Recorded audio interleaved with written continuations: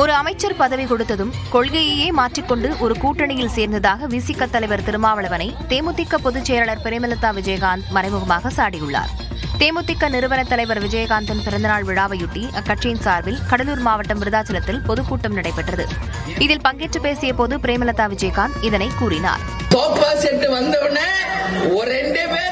ஒரு அமைச்சர்னா இன்னைக்கு தங்களுடைய கொள்கையவே மாத்திக்கிட்டு போய் கூட்டணியில அங்கம் வகிச்சு அமைச்சர் வாங்க. நமக்கு என்ன அழைப்பு வரலன்னு நினைக்கிறீங்களா? இன்றைய முதல்வர் அவர்களே அழைத்தார்.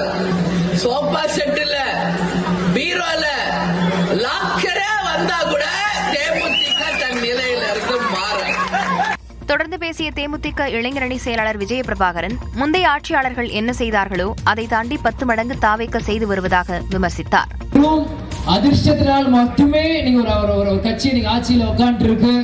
அது மக்களாக நீங்கள் எதுக்காக அதை கொடுத்தோம் நீங்க பின்னாடி ஃபீல் பண்ணிட்டு இருக்கீங்க. மாற்றத்துக்காக கொடுத்தீங்க, கடைசியில் அது ஏமாற்றமா தான் உங்க எல்லாருக்குமே வந்துருக்கு. ஓட்டுக்காக ஆண்டுதோறும் 6 சிலிண்டர் வழங்குவதாக வாக்குறுதி கொடுத்தவர்கள் தற்போது 3 சிலிண்டர் மட்டுமே வழங்கப்படும் என கூறுவது ஏமாற்று வேலை எனவும் விஜய பிரபாகரன் கூறியுள்ளார். டெல்லியில் அதிகரிக்கும் பன்றிக் காய்ச்சல், கேரளாவில் மண் சரிவு உள்ளிட்ட செய்திகளை டாப் 5 இந்தியா பகுதியில் பார்க்கலாம். டெல்லியில் H1N1 எனப்படும் பன்றிக் காய்ச்சல் பாதிப்பு அதிகரித்து வரும் நிலையில் முதலமைச்சர் ரேகா குப்தா அவசர ஆலோசனை கூட்டத்தை கூட்டினார். டெல்லியில் இதுவரை 2308 பேர் பன்றிக் காய்ச்சலால் பாதிக்கப்பட்டுள்ளதாக சுகாதாரத்துறை அமைச்சர் பங்கஜகுமார் சிங் தெரிவித்துள்ளார். இந்நிலையில் நோய் தொற்று நாளுக்கு நாள் அதிகரித்து வரும் நிலையில் மருத்துவமனைகளின் தயார் நிலை, படுக்கைகள், மருந்துகள் மற்றும் சிகிச்சை வசதிகள் குறித்து அதிகாரிகளுடன் முதலமைச்சர் ரேகா குப்தா அவசர ஆலோசனை மேற்கொண்டார். அதன் முடிவில் பொதுமக்கள் அச்சப்பட தேவையில்லை என்றும் போதுமான மருத்துவர்கள், மருத்துவ பணியாளர்கள் மற்றும் மருந்துகள் இருப்பதாகவும் அரசு தரப்பில் தெரிவிக்கப்பட்டுள்ளது. மேலும் இன்ஃபுளுயன்சா வைரஸ்களில் ஆண்டுதோறும் சிறிய அளவிலான மரபணு மாற்றங்கள் ஏற்பட்டு வருவதாகவும் இதன் காரணமாகவே தற்போது பலர் H1N1 தொற்றால் பாதிக்கப்பட்டிருப்பதாகவும் இந்திய மருத்துவ ஆராய்ச்சி கவுன்சிலின் தலைமை இயக்குநர் ராஜு பஹல் தெரிவித்துள்ளார். காய்ச்சல், இருமல், தொண்டைவலி, தலைவலி, உடல்வலி, சோர்வு உள்ளிட்ட அறிகுறிகள் இருந்தால் தவறாமல் மருத்துவர்களை அணுகுமாறும் அறிவுறுத்தியுள்ளார். பீகாரில் அரசு பணியாளர் தேர்வில் நடைபெற்ற முறைகேடுகளை கண்டித்து பேரணியாக சென்ற தேர்வர்களுக்கும் காவலர்களுக்கும் இடையே தள்ளுமுள்ளு ஏற்பட்டது. நடந்து முடிந்த 70வது BPSC தேர்வில் முறைகேடு மற்றும் வினாத்தாள் கசிந்ததாக கூறி தேர்வர்கள் பீகார் தலைநகர் பாட்னாவில் போராட்டத்தில் ஈடுபட்டு வருகின்றனர். அதன் ஒரு பகுதியாக அவர்கள் காந்தி மைதானத்திலிருந்து முதலமைச்சர் இல்லம் நோக்கி பேரணியாக சென்றனர்.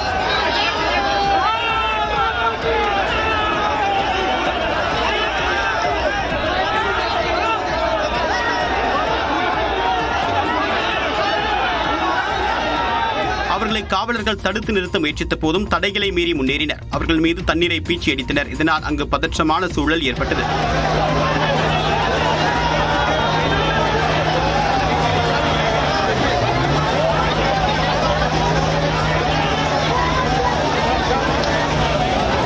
முதலமைச்சரை சந்தித்து தங்கள் கோரிக்கையை தெரிவிக்க விரும்புவதாக போராட்டக்காரர்கள் தெரிவித்தனர். இதனிடையே மாணவர்களின் குறைகளை கேட்டறிய மாதந்தோறும் மாணவர் உதவி முகாம் நடத்தப்படும் என்றும் மாணவர்கள் தங்கள் குறைகளை பதிவு செய்ய ஒரு இணைய பக்கம் உருவாக்கப்படும் என்றும் பீகார் அரசு தெரிவித்துள்ளது.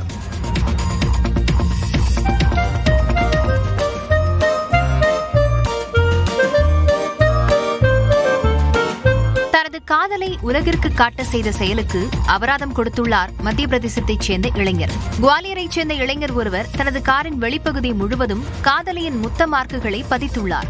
அந்த இளைஞரின் காதலி தனது உதட்டில் லிப்ஸ்டிக்கை தடவிக்கொண்டு காரில் 3400 இடங்களில் முத்தமிட்டுள்ளார். முத்த தடயங்கள் நிறைந்த காரில் 2 நாட்களாக குவாலியர் நகர் முழுவதையும் அந்த இளைஞர் உலா வந்துள்ளார். இந்த வித்தியாசமான காரின் காட்சிகள் சமூக வலைதளங்களில் அதிகமாக பரவியது.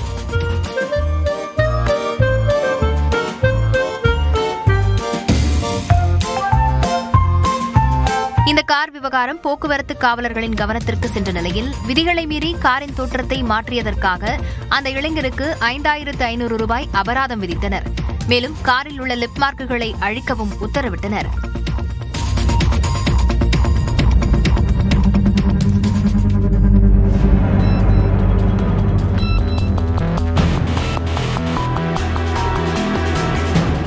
கேரள மாநிலம் வயநாடு அருகே பயங்கர நிலச்சரிவு ஏற்பட்டு பாறைகள் சரிந்து விழுந்த அதிர்ச்சி காட்சிகள் இவை. கண்ணூர் மற்றும் வயநாடு மாவட்டங்களை இணைக்கும் பால்சுரம் மலைப்பாதையில் பயங்கர நிலச்சரிவு ஏற்பட்டது. தொடர் கனமழை காரணமாக நிலச்சரிவு ஏற்பட்ட நிலையில் சாலையில் சென்ற காரில் இருந்த குடும்பத்தினர் மற்றும் வாகன ஓட்டிகள் நூலிழையில் உயிர் தப்பினர். மண் மற்றும் பாறைகள் சரிந்து விழுந்ததால் அப்பகுதியில் சாலை சேதமடைந்து போக்குவரத்து பெருமளவில் பாதிக்கப்பட்டது. அதனால் வாகனங்கள் மாற்று வழியில் திருப்பிவிடப்பட்டன. அதனைத் தொடர்ந்து மீட்புப் பணிகள் முடுக்கிவிடப்பட்டு சாலைகளை சீரமைக்கும் பணிகள் தொடர்ந்தன.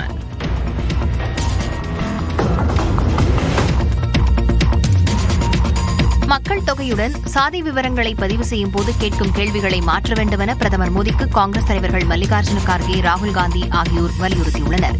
இது தொடர்பாக பிரதமர் மோடிக்கு அவர்கள் கடிதம் எழுதியுள்ளனர். தற்போதுள்ள கணக்கெடுப்பு கேள்வித்தாள் குழப்பத்தை ஏற்படுத்துவதாகவும் அதனை திரும்பப் பெற வேண்டும் என்றும் கோரிக்கை விடுத்துள்ளனர். பொதுமக்கள் கூறும் சாதி பெயர்களை அப்படியே பதிவு செய்யும் நிலை உள்ளதால் சாதியின் உட்பிரிவு மற்றும் உள்ளூர் பெயர்கள் வெவ்வேறாக பதிவு செய்யப்பட வாய்ப்பிருப்பதாக அவர்கள் எச்சரித்துள்ளனர். இதனால் ஒரே சாதி ஆயிரக்கணக்கான பிரிவுகளாக பிரிந்து பதியப்படும் நிலை ஏற்படும் என இருவரும் கூறியுள்ளனர்.